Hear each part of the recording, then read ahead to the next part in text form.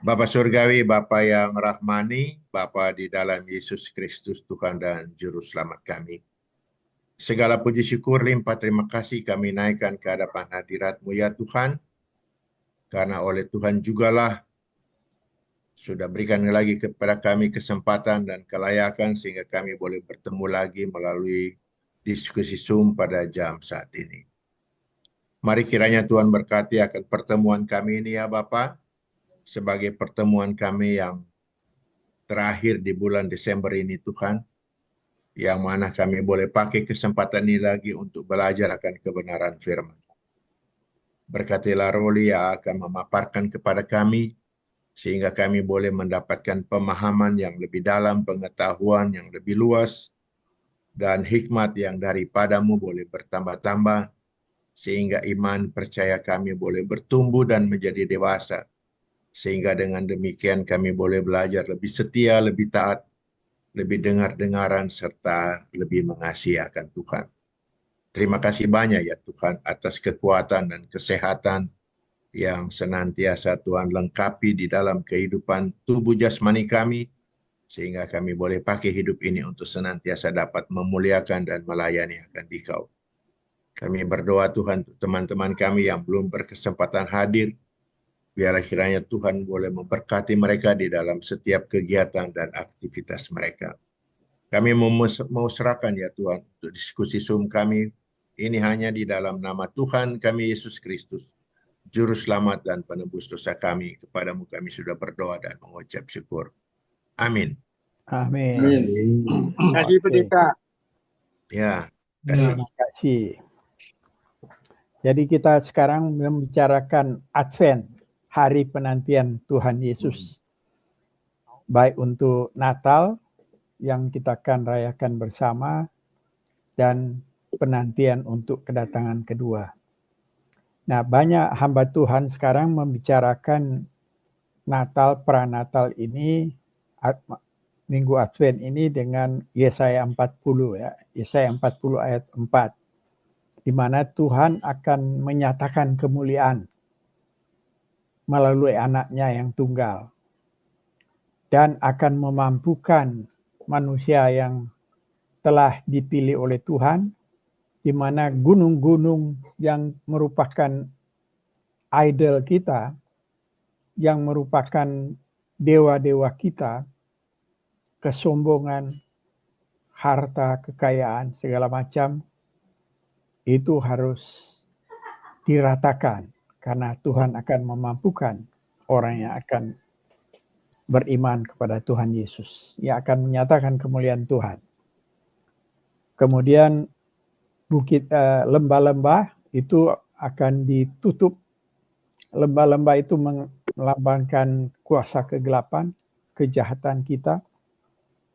Dan kuasa kegelapan itu akan dikalahkan oleh Tuhan Yesus dan akan diberikan kita kemampuan untuk bisa mengalahkan kuasa kegelapan. Kemudian jalan yang berkelok-kelok itu akan diluruskan. Kita dimampukan juga untuk meluruskan hati yang bengkok, kemunafikan, banyak topeng yang kita pakai, akan dimampukan dengan kita percaya kepada Kristus yang akan dilahirbarukan oleh Roh Kudus. Nah, itu yang Advent yang diberitakan oleh hamba-hamba Tuhan. Karena ternyata kuasa kegelapan ini walaupun sudah dikalahkan Tuhan Yesus, masih bisa membutakan kita. Dari LM. Tolong dibacakan lagi 2 Korintus 4 ayat 3 dan 4. 2 Korintus 4 ayat 3 dan 4. Ini penting sekali karena sering kita rupanya harus memeriksa diri apakah kita masih dibutakan oleh kuasa kegelapan. Jika Injil yang kami beritakan masih tertutup juga, maka ia tertutup untuk mereka yang akan binasa.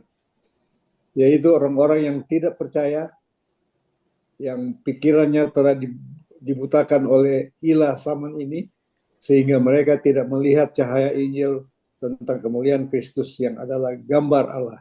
Nah, ternyata walaupun kita sudah diberikan kemampuan, tapi bisa aja kita tidak merespons dengan baik, sehingga kuasa kegelapan itu bisa membutakan, sehingga kita tidak bisa melihat kemuliaan Kristus yang seperti dibicarakan oleh Paulus di 2 Korintus 4 ayat 3 dan 4. John Piper malah mengatakan kalau kita tidak melihat Yesus, kemuliaan Yesus, menghargai Tuhan Yesus yang paling mulia dari segala yang kita miliki, mengutamakan Kristus dalam kehidupan kita, kita akan mencari Kristus secara fungsional. Oh Tuhan Yesus, saya percaya karena Engkau yang menyelamatkan saya. Di perjalanan Engkau bisa menghindarkan kecelakaan. Penyakit bisa disembuhkan. Nah ini semua fungsional. Bagaimana kita terhindar dari itu? Ya kita kalau sakit bisa, memang harus berdoa kepada Tuhan Yesus. Tapi kalau kita tidak memuliakan Yesus atau kemuliaan Yesus yang kita tidak utamakan, terjadilah efek samping, yaitu kita mencari Tuhan secara fungsional atau malah instrumental. Jadi memanfaatkan Tuhan. Kalau perlu baru kita on. Kalau tidak perlu kita jalan sendiri. Agenda kita sendiri.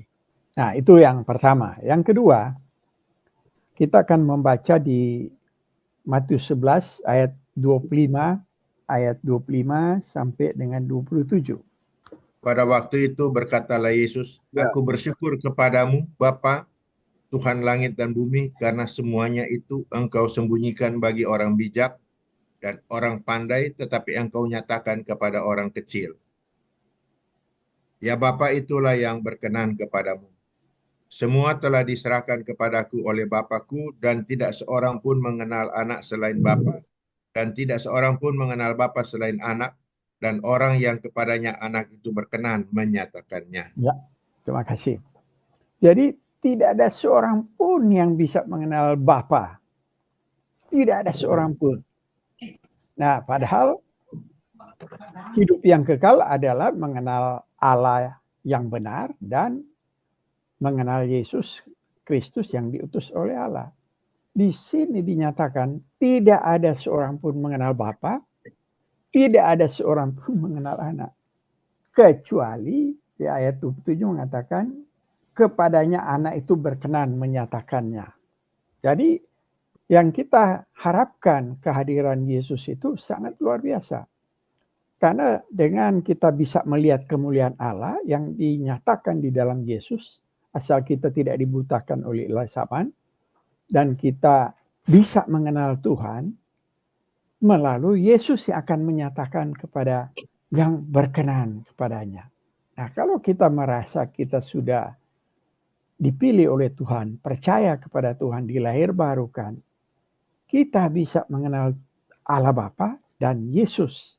Karena Yesus akan berkenan menyatakan siapa itu Bapa, siapa itu Yesus. Nah, itu yang di Yohanes 17 ayat 3 menyatakan, dan mengenal di sini pakai kata ginosko, artinya mengenal secara akrab. Itu kita bersyukur. Dengan masa Advent ini kita bisa melihat kemuliaan Allah melalui anaknya, bisa mengenal Allah Bapa dan Allah Anak. Persoalannya ya, lain kali kita menyatakan kita mengenal Allah seperti terjadi di perjanjian lama ya. Mazmur 73 ayat 1 dan 2. Sesungguhnya Allah itu baik bagi mereka yang tulus hatinya, bagi mereka yang bersih hatinya. Tapi aku sedikit bagi maka kakiku terpelesek, nyaris aku tergelincir. Ya, terima kasih. Oh ya, cuma 1, 2? Oke. Ya, 3 juga boleh, sampai 3 deh. Ya, sebab aku cemburu kepada pembual-pembual kalau aku melihat kemujuran orang-orang fasik. Ya, oke, terima kasih. Di sini sering kita bilang kita mengenal Tuhan. Allah itu baik.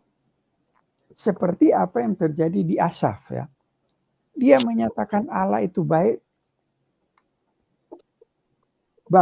bagi mereka yang tulus hatinya dan mereka yang bersih hatinya. Memang ini Asaf ini dia merasa dia tulus hatinya, bersih hatinya, tetapi kenyataannya dari apa yang dia pahami dengan pengalaman hidupnya itu bertolak belakang. Ternyata dia bilang, tetapi aku sedikit lagi maka kakiku terpeleset. Nyaris aku tergelincir sebab aku cemburu kepada pembual-pembual. Kalau aku melihat kemujuran orang-orang fasik, sebab kesakitan tidak ada pada mereka, sehat dan gemuk tubuh mereka. Mereka tidak mengalami kesusahan manusia dan mereka tidak kena tulah seperti orang lain. Jadi dia membandingkan dengan orang-orang yang fasik tapi sehat, kaya, tidak sakit. Jadi dia langsung berubah ini.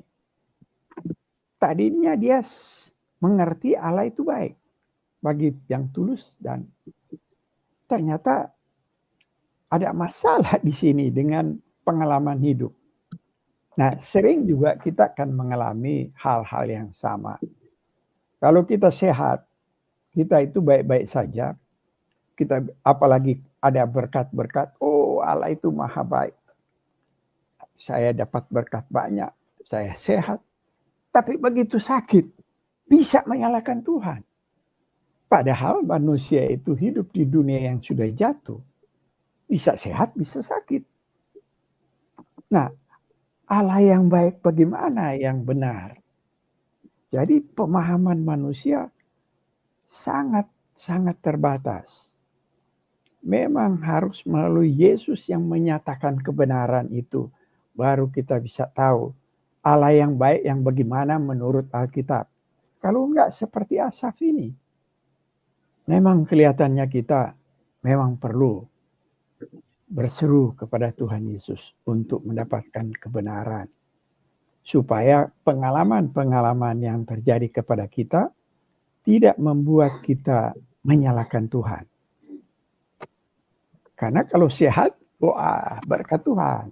Apalagi kalau ada kekayaan, wah berkat Tuhan. Tapi coba misalnya dapat cobaan, sakit misalnya. Begitu kita kena musibah, kita langsung membandingkan dengan orang lain. Itu kecondongan manusia. Kok orang sana, orang fasik kok sehat-sehat?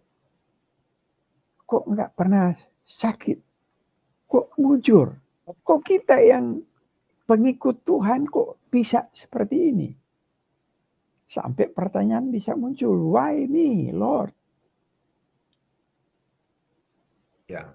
Nah, pengalaman-pengalaman ini memang gak gampang ya buat orang Kristen yang dapat musibah, dapat masalah. Padahal si Daud dapat musibah, masalah yang luar biasa. Dia bilang di Mazmur 119 ayat 67. Siapa bisa baca? 119 ayat 67. Sebelum aku tertindas, aku menyimpang, tapi sekarang aku berpegang pada janjimu. Nah, ternyata dengan tertindasnya si Daud, dia sebelum tertindas, dia menyimpang. Pada waktu dia mengalahkan musuh-musuh di sekitar dia, wah dia bangga. Ada musuh yang sisa, dia suruh panglimanya, you berperang. Padahal biasanya harus raja yang memimpin waktu itu. Tapi karena dia penuh kemenangan, padahal kemenangan itu pun karena Tuhan. Tapi karena dia merasa banyak menang, dia beristirahat di istana. Dia suruh Yoab, panglimanya, untuk berperang. Nah, karena dia merasa nyaman di istana, datang cobaan. Dia lihat si Batseba mandi.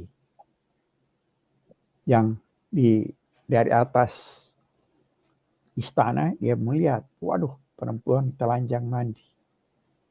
Karena begitu eloknya, akhirnya dia panggil. Dan sebagai rakyat jelata, apa yang raja minta dia tidak bisa tolak. Dan terjadilah hubungan suami istri yang bukan, padahal dia istri orang. Dan itu kejadian yang kita sudah pernah ceritakan. Dan ternyata dengan kejadian itu dia ditindas oleh Tuhan. Anaknya saling membunuh. Malah anaknya mau bunuh si Daud sampai Daud harus lari. Sehingga si Absalom menjadi raja sementara karena si Daud lari. Kakak adik saling memperkosa. Istri-istri selirnya Daud diperkosa, bukan diperkosa, ditontonkan di muka umum oleh Absalom. Hubungan suami istri. Begitu sakitnya si Daud. Tapi dia bilang di sini, karena dia tertindas, maka aku berpegang kepada janjimu. Sebelum tertindas, aku menyimpang. Di ayat 71 lebih bagus. Bahwa aku tertindas itu baik bagiku. Supaya aku belajar ketetapan-ketetapan. Jadi sering penyakit itu dipakai oleh Tuhan. Untuk supaya kita sadar siapa kita. Untuk kita bergantung kepada Tuhan. Itu sebabnya sama kayak Asaf. Asaf belum kena penderitaan, tapi dia selalu lihat, bro, dia ini kok yang fasik-fasik kok tidak pernah sakit, kaya, tidak menderita. Kok dia yang itu hampir tergelincir dia. Nah, itu cerita nanti harus diceritakan sendiri. Nah, itulah sebabnya Tuhan Yesus bilang, inilah hidup yang kekal itu jika kamu mengenal Allah yang benar dan Yesus yang diutus. Dan di Matius 11 yang kita baca tadi, Yesus akan memberitakan kebenaran, pengetahuan akan Allah, pengetahuan akan Yesus. Karena tidak seorang pun yang bisa mengetahui, kecuali Yesus berkenan menyatakan. Nah, kalau kita sudah lahir baru, percaya kepada Yesus, kita akan diberikan pengenalan akan Tuhan. Tapi kita harus respon. Karena mengenal ini bukan langsung datang dari langit. Mengenal kan harus belajar berarti. Nah, gimana kita? Seperti tadi Pak Pendeta berdoa, supaya kita bertumbuh dan dewasa. Nah, kita masuk di bertumbuh dan dewasa ini untuk respons kita ya. Ada satu doktor teolog di gereja Stephen Tong. Dia bercerita dengan rekannya, mungkin masih di Amerika waktu itu. Temannya ini lagi mau bikin disertasi. Dia mau meneliti gereja-gereja yang bertumbuh menjadi dewasa dan anggota-anggota bertumbuh dewasa. Karena setelah diteliti banyak sekali gereja yang anggotanya tidak dewasa secara rohani. Dan hampir seluruh dunia terjadi. Nah, dia meneliti, dia minta sinode-sinode kirim surat, nanti dia meneliti. Ternyata dia dapat beberapa gereja yang bertumbuh. Ya. Bertumbuh, artinya bertumbuh dalam hal ini, jemaatnya banyak sekali yang menjadi dewasa. Mau belajar, mau dewasa secara rohani. Ternyata ada 10 tanda menurut rekan dari hamba Tuhan ini. Ada 10 tanda katanya dari dia punya penelitian yang begitu teliti dia teliti. Nah 10 tanda ini salah satu tanda yang dari beberapa gereja yang bertumbuh secara dewasa, salah satu tanda, dia cuma kasih tahu salah satu tanda. Ini yang semua gereja yang bertumbuh itu mempunyai. Apa itu? Ternyata tanda itu adalah ada 10 gereja katanya yang bertumbuh. Nah, ke 10 gereja ini memiliki tanda yang utama ini, yaitu mereka dalam krisis yang besar. Misalnya ada perpecahan yang bisa mengakibatkan hancurnya gereja. Jadi krisis besar. Atau ada pihak tertentu yang mau mengambil alih tempat kedudukan gereja. Sehingga itu ada dua pilihan. Kalau mereka tidak melompat, akan hancur. Jadi melompat atau diam hancur. Nah, akhirnya dengan krisis yang besar ini, mereka melompat dan terjadilah pertumbuhan yang luar biasa kepada jemaat-jemaatnya, sehingga menjadi banyak yang dewasa jemaatnya. Nah, ternyata krisis yang besar ini merupakan anugerah Tuhan juga untuk membuat gereja itu bertumbuh. Seperti yang terdapat di Roma 8 ayat 20 ya, saya bacakan. Karena seluruh makhluk telah ditaklukkan kepada kesia-siaan, bukan oleh kehendaknya sendiri. Jadi ditaklukkan kepada kesia-siaan bukan kehendak mereka, tetapi oleh kehendak Tuhan yang telah menaklukkannya. Tetapi dalam pengharapan, jadi Tuhan menaklukkan mereka dalam kesia-siaan dalam pengharapan, karena makhluk itu sendiri juga akan dimerdekakan dari perbudakan kebinasaan dan masuk ke dalam kemerdekaan kemuliaan anak-anak Allah. Jadi kesia-siaan ini merupakan anugerah. Itu saya baca dari satu buku. Itu Patrick Morley itu satu hamba Tuhan yang luar biasa. Dia memimpin 20 juta manusia dewasa, lelaki dewasa, untuk menjadi dewasa dalam rohani. Itu luar biasa ya. Tentu saja beberapa tahun dan di beberapa daerah. Dia sudah berumur 90. Dia bilang kesia-siaan itu adalah satu tanda lain kali di mana Allah memberikan anugerah kepada orang atau kelompok justru untuk melihat diri dan bergantung kepada Tuhan. Dan itu yang terjadi di 10 gereja yang menjadi dewasa. Artinya banyak anggota-anggotanya merupakan anggota yang dewasa dalam rohani. Karena mereka mengalami krisis yang besar. Seperti Daud mengalami ketertindasan yang amat sangat. Sebelum tertindas, dia itu menyimpang. Tapi setelah tertindas, dia mempelajari kebenaran-kebenaran dari Tuhan. Jadi Tuhan lain kali pakai penyakit, Tuhan lain kali pakai kesia-siaan untuk memacu orang itu menyadari siapa diri yang tidak ada apa-apanya kalau tidak bergantung kepada Tuhan. Dan ternyata yang menjadi bertumbuh dan dewasa itu mengalami kesia-siaan, krisis besar. Nah itu ceritanya yang luar biasa ya. Nah, kenapa kita harus bertumbuh ya?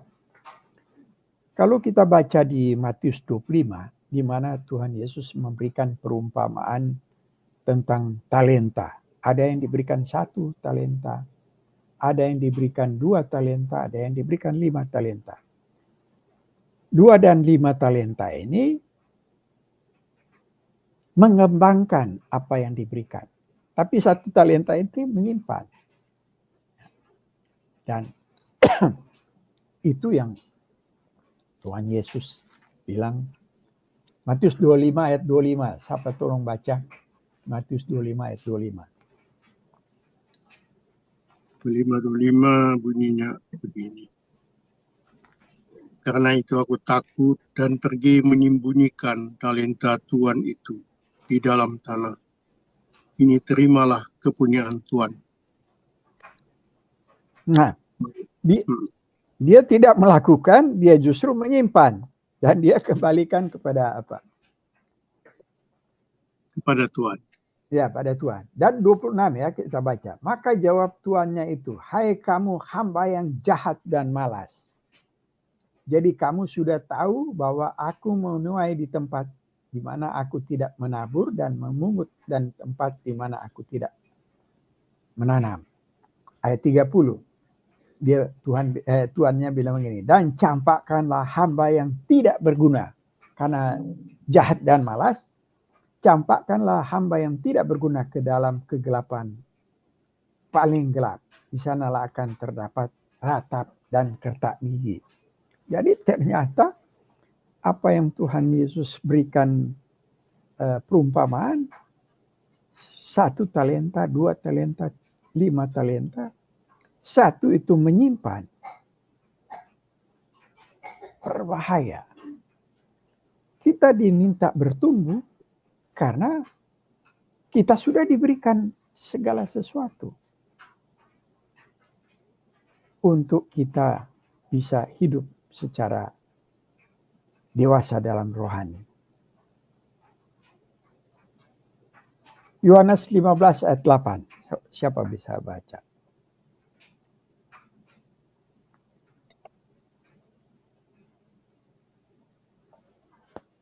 Hal inilah Bapa-Ku dipermuliakan, yaitu jika kamu berbuah banyak. Dan dengan demikian kamu adalah murid-murid-Ku. Nah, kalau kita berbuah banyak, Tuhan Yesus bilang kamu adalah murid. Itu sesuai dengan amanat agung. Yesus bilang, jadikanlah semua bangsa muridku. Nah, untuk jadi murid, ternyata dituntut harus berbuah banyak. Karena Bapa akan dipermuliakan. Dan kamu adalah muridku. Jadi, bertumbuh ini bukan opsional ya. Itu merupakan keharusan. Karena kita sudah diberi banyak. Ya. Nah, masa Advent ini kan tadi kita sudah melihat di pertama bagaimana gunung dimampukan kita meratakan, menutup lembah-lembah dan meluruskan yang bengkok-bengkok. Kemudian Tuhan Yesus yang akan memberikan pengenalan kepada Allah, kepada kita yang Tuhan berkenan. Nah, ada 3 di sini ya, yang Kristus itu penting bagi kita bagi hidup kita. Pertama, Kristus adalah titik temu antara kekekalan dan kesementaraan. Jadi kan Allah di dalam dunia kekekalan, kita di dalam dunia kesementaraan. Nah, untuk mencapai titik temu antara kekekalan dengan kesementaraan, karena pada waktu manusia jatuh dalam dosa, manusia terpisah dari Allah. Nah, bagaimana supaya kekekalan itu bisa ada titik temu dengan kesementaraan yang sudah jatuh dalam dosa? Nah, Yesus datang untuk mempertemukan kekekalan dan kesementaraan. Itulah titik temu yang penting bagi kita, yaitu Kristus. Ya. Yohanes 1 ayat 14. Tolong baca.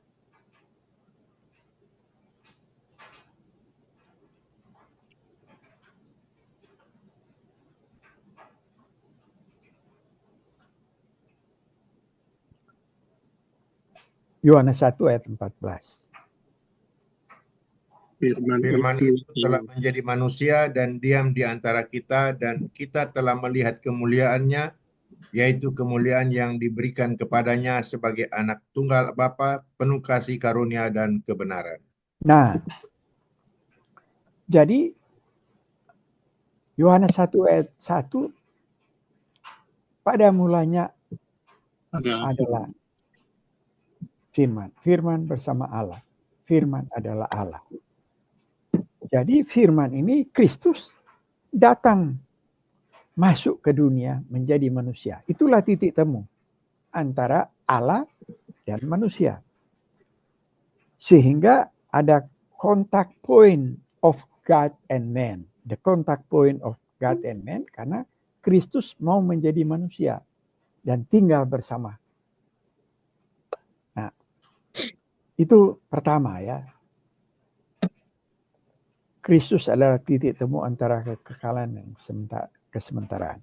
Yang kedua, Kristus adalah titik temu antara kesucian Allah dan keberdosaan manusia. Roma 5 ayat 17 dan 18. Sebab jika oleh dosa satu orang maut telah berkuasa oleh satu orang itu, maka lebih benar lagi mereka yang telah menerima kelimpahan kasih karunia dan anugerah kebenaran akan hidup dan berkuasa oleh karena satu orang itu, yaitu Yesus Kristus. Nah, karena satu orang kita semua berdosa.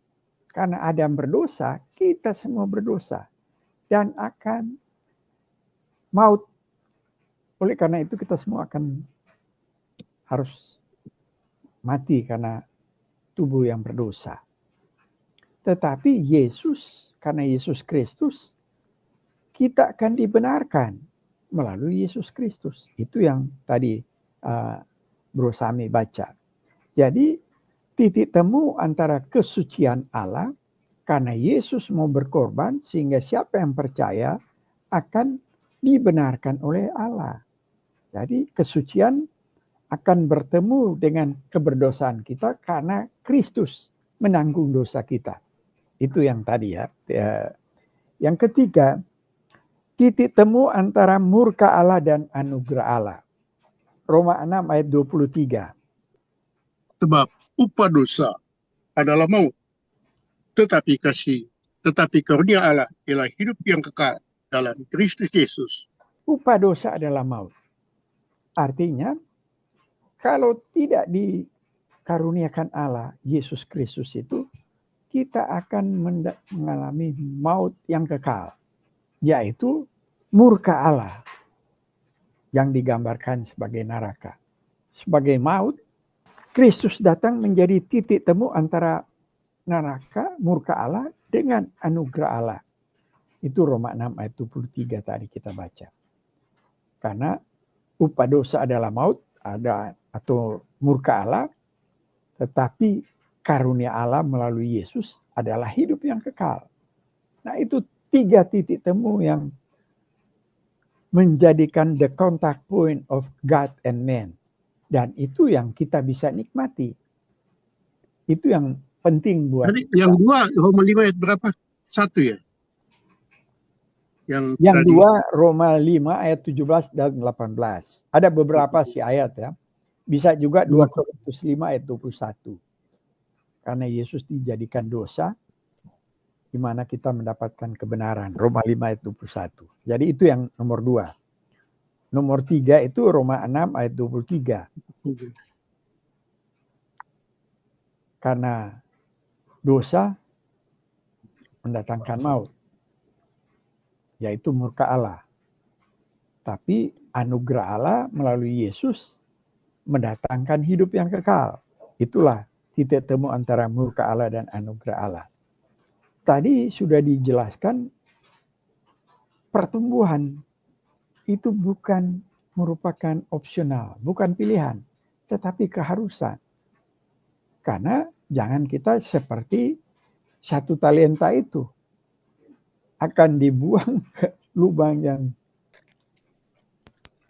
yang dalam, tak ada ujungnya katanya, dan akan ada kertak gigi ya. Nah, oke, sampai mungkin di situ